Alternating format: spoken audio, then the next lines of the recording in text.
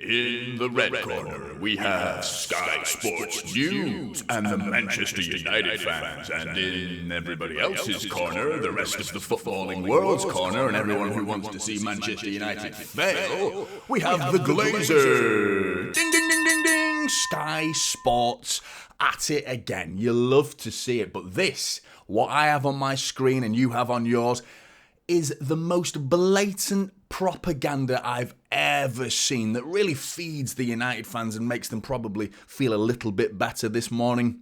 Seeing Carve Solikol sit there. Have you ever seen a Sky Sports presenter stare right down the barrel, the lens of a camera, right down the barrel, and stare right into your soul and give you such a strong opinion? When they're looking down the camera, they're giving facts and giving the news and presenting what has happened. This has happened, that's happened. But this is a pure opinion-based publication that we're seeing in video form from Carve Solikol, staring down the camera like that. Who the fuck does he think he is? Mark Goldbridge talking about the Glazers out. You know, have you ever seen it? They're meant to be impartial. They're meant to be non-biased. But here they are talking about the Glazers, and this, we have to watch this. Let's get started and see what he actually has to say for himself. It is incredible. Have the Glazers spent money on transfers out of their own pocket, or has it been money that the club has generated? Well, you have to say, Manchester United, if it wasn't for the Glazers, they would be a hugely successful club. They don't need a sugar daddy. They don't need rich owners. And also, they don't need anybody taking money out of the club. So I know lots of rival fans will say, well, look at the Glazers, they've spent lots of money on transfers. The important thing to remember is that money is Manchester United's money. That is money that United had generated.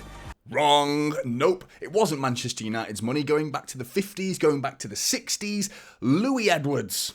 I mean, I imagine most United fans don't even know who that is. To be honest, Louis Edwards, a former owner, investor of Manchester United back in the 50s and the 60s, they were outbidding everybody with Louis Edwards' money. Not Manchester United, not self-generated. It was Louis Edwards' money. It was all his. One of the richest people in the UK who created his wealth through a chain of butchers selling dodgy meats to school kids and things like that, and brown paper bag jobs being sent to all the other players of other academies at different clubs to persuade these youngsters, these up-and-coming youngsters, to come and play for Manchester United. Louis Edwards, Google the man. Go and find out for yourself. Do your homework, Man United fans, because I am sick of hearing you generated your own money. No, you didn't. What is the difference between what Louis Edwards did, outbidding everyone and being richer than everyone else, and spending more money than what Sheikh Mansour's doing at Manchester City right now? You tell me the difference. The only difference is the valuation of what players are worth today and what they were worth back then. Inflation, in other words. So the difference is nonsensical. So next, please, self-generated money, my fucking arse. And if it wasn't for the Glazers and the money that's been taken out of the club, they would have probably generated even more money, and that would have meant more money spent on transfers and the stadium and other parts of the infrastructure. I mean, this amount of opinion-based stuff here, this is the man. He's like trying to rile up the United fans. I mean, some mental people might suggest he's inciting a riot of Manchester United fans. Well, they tried that, didn't they? All 15 of them standing outside Manchester United's megastore, some passers-by who they just happened to cotton onto and say, hey, do you fancy standing here and holding a green and gold scarf? They didn't want to go home to the missus. That's why they stood there. Green and gold until we're sold. Green and gold until we're sold. It was a nonsensical riot that achieved absolutely nothing while the Glazers sat there in their ivory tower looking down at those peasants and laughing at them. It's hilarious. It's absolutely hilarious. Let's see what else he's got to say for himself. Why was the Glazers takeover so controversial? Well, the simple answer to that question is the Glazers didn't use their own money to buy Manchester United.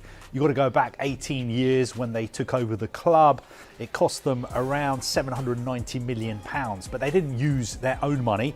The vast majority of that they borrowed from banks, and instead of being responsible for paying that money back themselves, As soon as they got the keys to Manchester United, they loaded that debt onto Manchester United.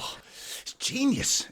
It's business genius. I mean, why spend your own money when you can spend someone else's? I like that motto. That's not bad at all. Absolutely. It's like a business chef kiss from the Glazers. Absolutely stupendous. And United have been paying back that debt over the last 18 years. And guess what? 18 years later, the debt is still £500 million. But most experts you would speak to would tell you that being owned by the Glazers has cost Manchester United more than £1 billion, probably somewhere between £1 and £2 billion. Now that is money that has effectively been totally wasted. Why is taking dividends so controversial when it happens in lots of other businesses? Simple answer to that question is Manchester United aren't just a business. They are one of the biggest football clubs in the world. They have a very proud history. They are rooted in their community. Are they the only ones? Sounds like they're the only ones that have any sort of rooting in a footballing community. Are they the only ones? It's like they stand above everyone else because we're Man United. Yeah, you're fucking shit now. So having an owner who takes money out of that club is something that the vast majority, if not all United fans, are 100% totally and utterly against. It doesn't really happen in other clubs in the Premier League. You look at other owners, they're putting money into their clubs. And why's that, Carve? Because every football club owner, every single football club owner has an agenda. They don't come in, they're not treating them like toys. They're not playthings to piss about with because these multi-billionaires want something to do because they're bored.